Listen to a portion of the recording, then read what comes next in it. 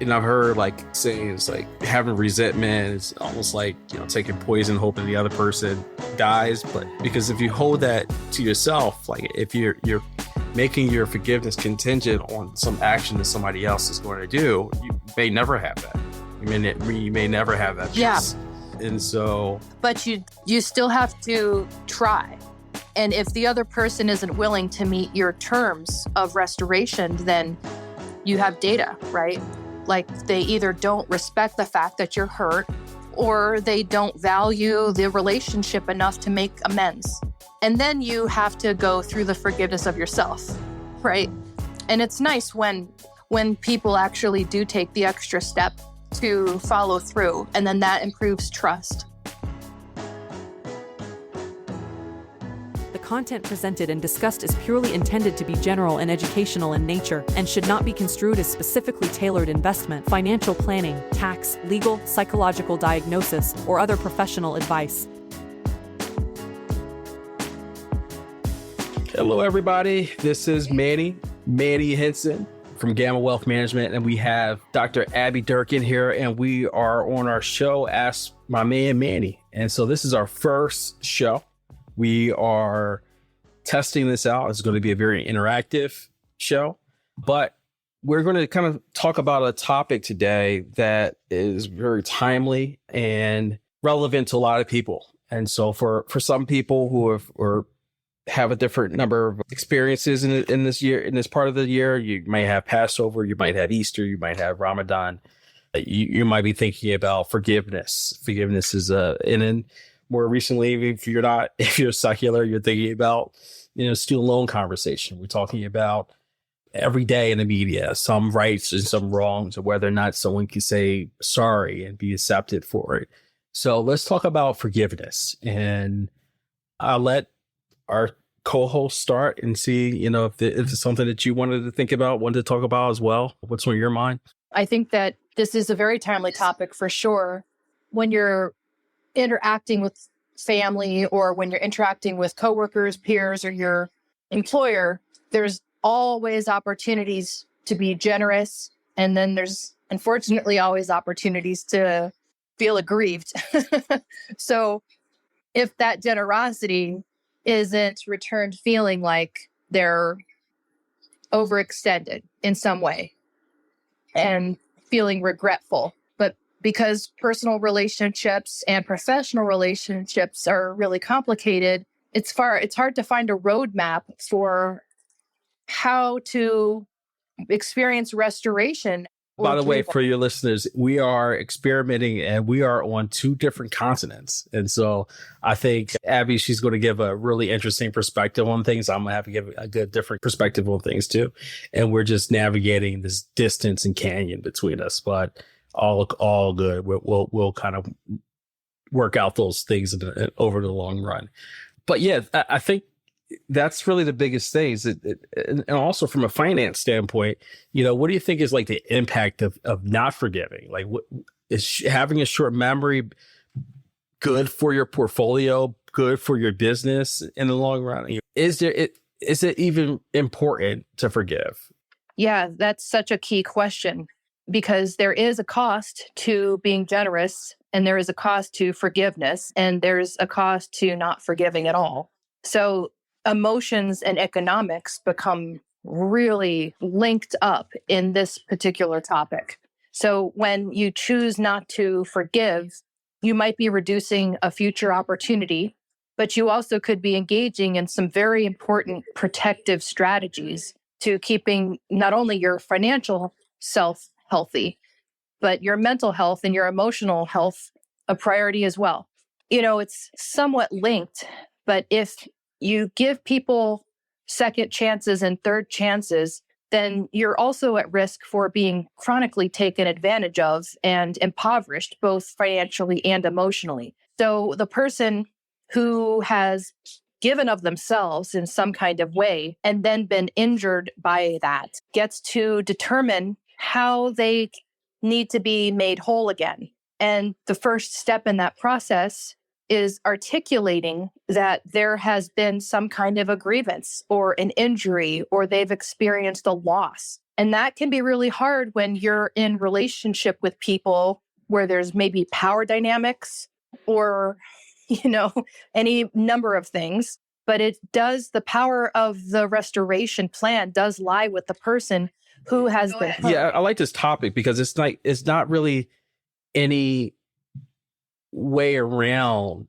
having to trust and have faith in someone without actually truly proving it beforehand. Like at some point in your life, whether you're in a business world, you're in relationships, interpersonal relationships, family, you're going to be in a position where somebody's going to ask you to trust them. Maybe they don't use those words exactly. They don't say, "Hey, trust me. You can trust me." They don't say that. Actually, I think if somebody said, "You could trust me," I'd be a little bit more suspicious. But they're going to say, you're going to be in a position where you're going to need to trust somebody, and they're going to be trustworthy or not. They're not going to have a record. But there's no thought. There's not like some kind of numbers you can push into a computer and it can spit out some kind of answer to you. I mean, big numbers, like there's not that the individual is going to do with their son or their brother or sister or their aunt or cousin when they're lending them money, but there's not really, it's a head and heart decision. Right. And I'm not even immune to it either. I study finance.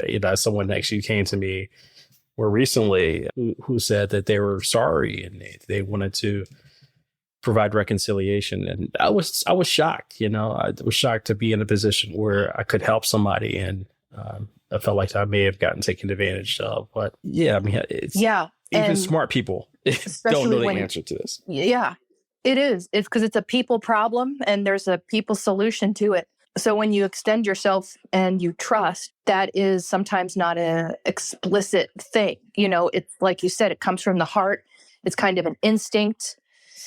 Maybe you've based that generosity or that trust on something that you've heard about the person reputationally, or maybe they're coming to you with a bit of a halo effect. They've been doing so many things well, and you have the capacity to help them take that next step, and you do.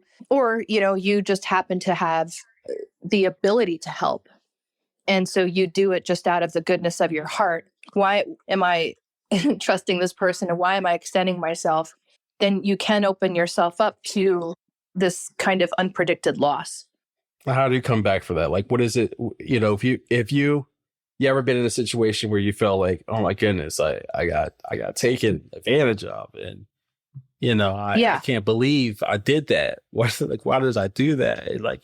You got to also in some way forgive yourself, right? You got to forgive yourself from using whatever tools. Like if we're picking stocks, right? If I'm trading, every trader has had a bad day, right? You have a methodology, you have a pattern, and you were wrong. You were wrong. You gotta go ahead and take that. Like, how do you deal with forgiving yourself? Yeah. So it's kind of similar to how you would forgive other people, which is you got to come face to face with the mistake and say, yep, I messed this one up.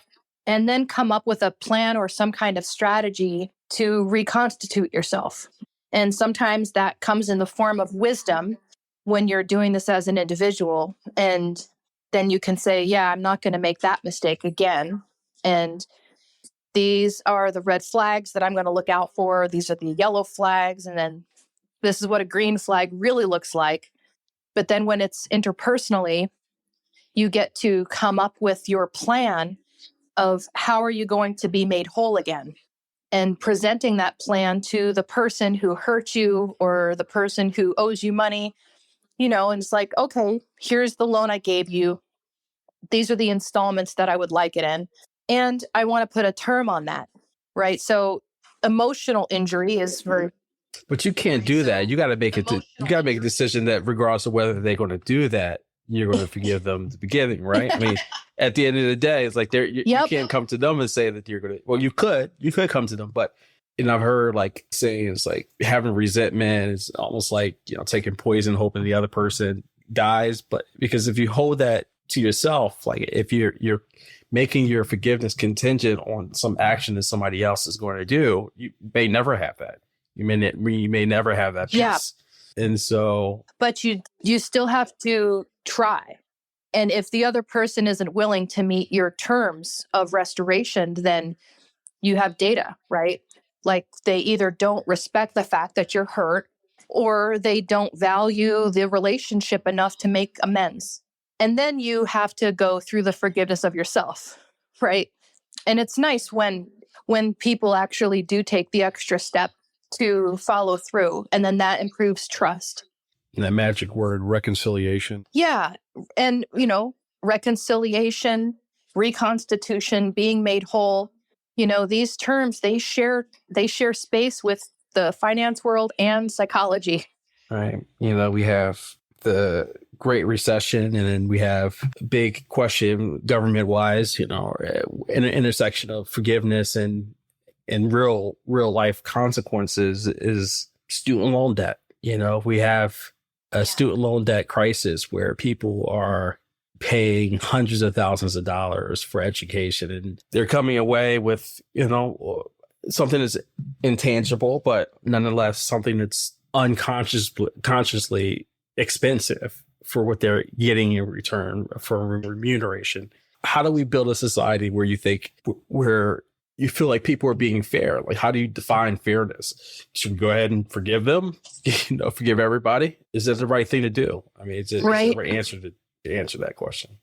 Yeah, I mean, these are huge questions because you're also talking about, trust between an individual and the system that they're working in and trying to navigate. And then you're also talking about power dynamics where as a borrower, you're automatically in a position of lower power when you're asking for money and you become indebted. But there's other economic models where I think borrowers are perceived as having the most power, right?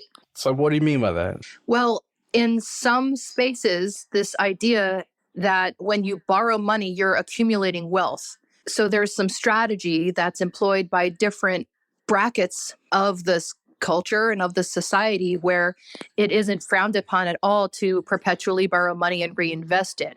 And so with student loans, it's actually an interesting example because you're borrowing against yourself and you're investing in yourself. So at the outset, you are the capital product. You are the thing that is the investment, and the dividends are the education and what you do with it. So when that no longer becomes rewarding is often after graduation when, you don't get the job or the pay band that you're seeking. And then you are faced with this monstrous bill. Yeah. Having been in that world for a long time, I'm speaking from a place of injury. No, I think it in a lot of ways it is similar to the union question, right? Because as far as the solution, because we could all say that we're not going to go to, we're going to stand up to the powers that be. We're going to be, we're going to unionize. We're going to collectively say we're not going to college, right? Let's say if we did that, right? Technically, if most of us listened, right? You're looking at Prisoner's Dilemma, they would eventually have to lower prices. But reality is some people are not going to make that decision. Just like if we started a union, there's a point in time where people started a union. The people who started the union or requested to start a union, those are the people that first got the axe, right? And those are the people who got left behind. And so it's a catch-22. We say to people, there's a lot of blue collar jobs that are worth taking, and a lot of progressives will say, we want to expand, access and that sort of thing. But are those people saying the same thing to their children? Are they saying to their children that you probably need to go to trade school? And I think the union concept, it's that natural consequence to a trust deficit. You got to take steps to protect yourself. Right. But it doesn't work unless everybody trusts us, or at least most of the people trust each other. Yeah, there's that. And I started to think about this too. I have a 15-year-old who's looking at, non-traditional ways of going to school and in traditional ways. I want to be as open as possible to what she feels like she's going to be doing well in, and not assuming I know the answer. And it's hard as a parent to assume that you don't. Like you can say, like, here's the idea of, here's the facts, here's what the trend is showing over the long run, and we're going to just listen to our hearts and make a decision. But obviously, having an open conversation, I've had an open conversation about what we're going to contribute towards college, and it's a contribution, not complete coverage, just philosophically. Well, you're talking about risk, right? Yeah. So, and you're not just impulsively investing in an unknown. You're describing having, years of assessments and conversations. It's a two-way street, and then making an educated decision about how much risk you're willing to assume, both in the investment of the person and then, your levels of trust in multiple different systems. And there's an even bigger dialogue now, like even thinking about like how this relates to non-traditional assets, crypto, stock market, and the markets. I think we all want, not all, but a lot of people want more. They want a simple solution to the problem. And I've seen a lot of people come at the people who suggested they invest in crypto. Like it was you'd have been called a dummy if you didn't invest in crypto. And there were so many people behind it, and the idea, the mantra is going to be it's a new financial system. But then it didn't become that thing that made everybody rich overnight. And next thing you know, there's someone to blame. Right.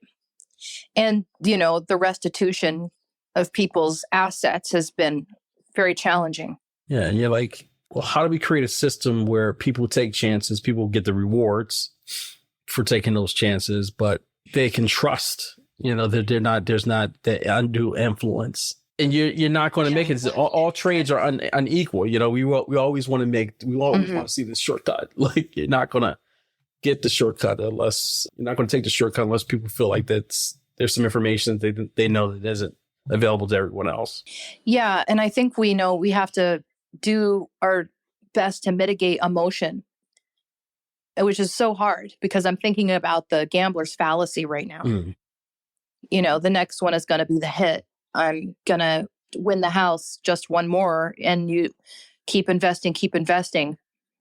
And then you're in this kind of cognitive distortion of this is going to work out because of how much I've invested, where the amount that you've invested has nothing to do with the outcome that you're going to get.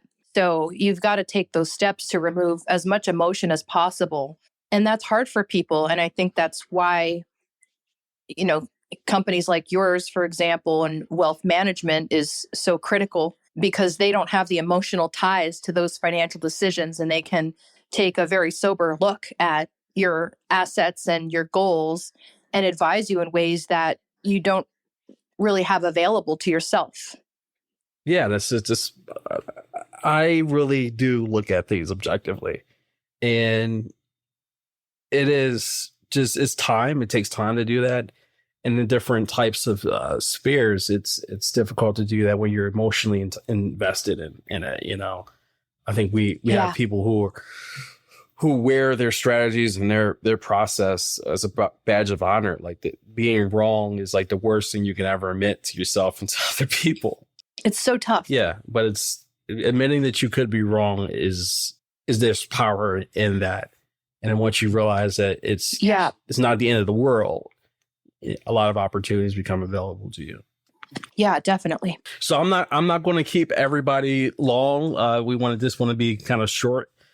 And so I want to talk for the last couple of minutes about what we're doing, what our idea of the show is going to be. I think this is going to be a really good, interesting show. I want to at least provide some kind of content weekly.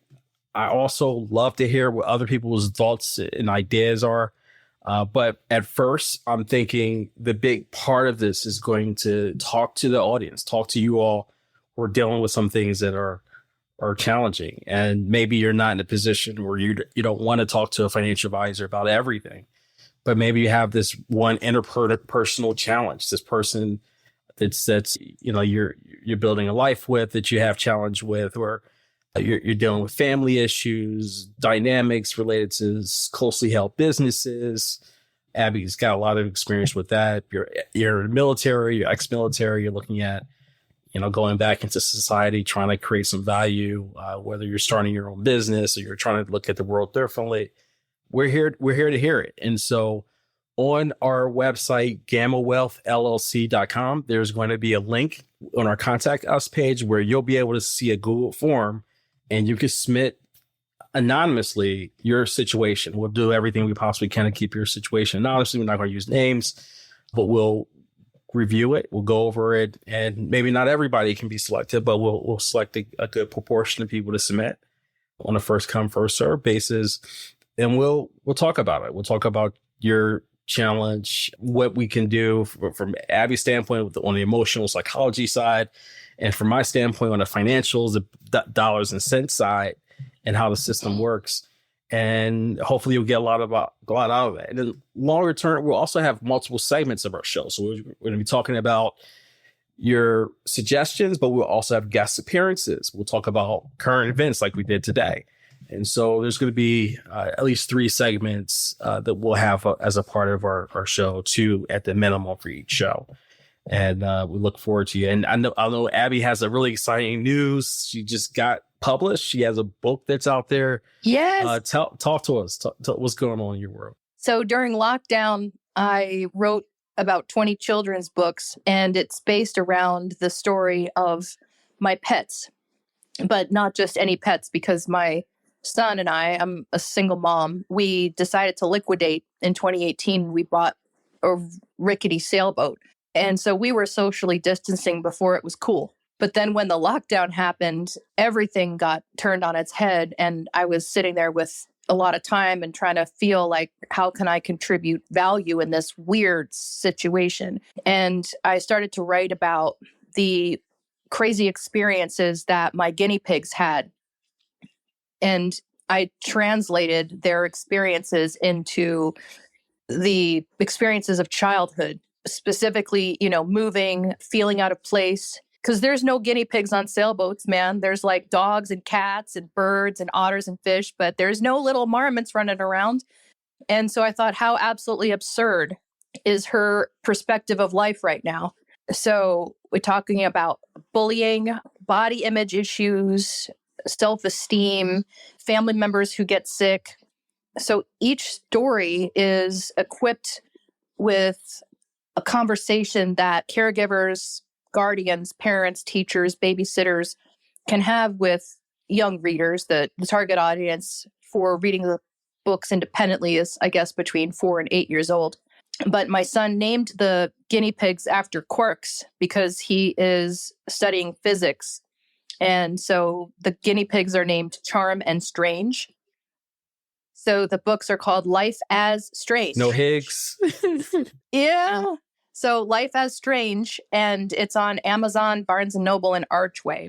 And you can also go to lifeisstrange.com and see a bit of our story. And one more interesting bit is that the illustrator is Ukrainian, and he was selected from an art contest in 2021 and was working diligently on these illustrations when Kiev was bombed. And he almost lost his entire studio and fled to safety, and thought that I thought he was gone, and I didn't hear from him for like 6 weeks. And then he popped back up and was like, I'm alive. And here's a picture of the sky that I can see through my bedroom now. And I want to keep working. And thanks to Den Yes, we've been able to complete the first 3. So out of the 20 that I've written, the first 3 are published, and we're going to be releasing sets depending on, how good they do. That's awesome. That's a really good story. Yeah, I hope you like it. Manny, download it, read it, write a review, please. Yes. Well, that is it for us today. We are very excited. This is something that we've been talking about for the last, I want to say 6 months or so. So I am very glad that we got this started. It's only going to get better over time. So hang in there with us. You're going to get something out of it, regardless of where you are in life. And with just, I wanted to say to just sum it all up, forgiveness is hard. And I know that even for myself as a logical person, that it's difficult. But I really do think it is important for us to do. I'm saying that as someone who hopes to be forgiven for any kind of transgressions I've ever done to anyone else. And from a finance standpoint, I really do hope that we all can figure out some life lessons from those circumstances, whether you invested in some charity that didn't work out right, or you don't get a cold hard. You don't look at every opportunity as something that's taking away. And we look at, the future with us in it and improving our societies, whether it's contributing to nonprofits or it's talking to the next generation about opportunities and supporting them. So thank you all. I wish you a great day, night, year, whatever the case may be for you. And I hope you're excited about something. And that's it for us. Thanks, Manny, for having me. Yes. Take care all. The content presented and discussed is purely intended to be general and educational in nature and should not be construed as specifically tailored investment, financial planning, tax, legal, psychological diagnosis, or other professional advice. Any data cited is valid as of the date of presentation, but please know that such data are frequently subject to change. Any investment performance referenced is purely past performance, which is no guarantee of any future performance. Nothing contained in this course should be construed as an offer to sell, a solicitation of an offer to buy, or a recommendation of any security or other financial product or investment strategy. All investment, tax, and financial planning strategies involve risk that you should be prepared to bear. Investment, financial planning, tax, legal, and other professional advice is specific to each individual and entity, and you are highly encouraged to consult with professionals of your choosing before taking any action based on the contents presented or discussed herein.